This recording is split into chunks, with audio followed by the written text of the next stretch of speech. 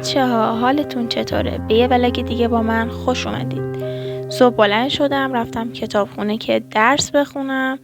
اینجا پارت یکم رو شروع کردم و خب خیلی خوب بود، یعنی من راضی بودم دیگه. رفتم ناخنامو درست کردم، اینم نتیجه. دوباره برگشتم کتابخونه و شروع کردم به پارت 2 درس. نشستم یه 4 ساعتی خوندم و حدوداً 93 تا تست تاریخ زدم، اونم ایران. دارم هنر پیشا تاریخ رو میخونم از درک عمومی ایران.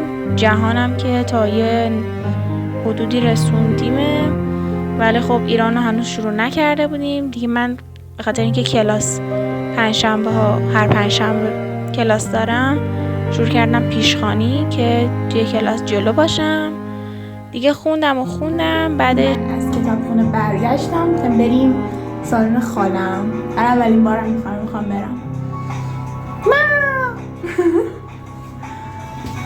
امروز سیپ دانشجویی زدم. یه خورده داب اسمش گرفتیم و همین. مرسی که تا اینجای ولاگ همراه من بودید. دوستتون دارم. تا یه ولاگ دیگه، فعلا بای.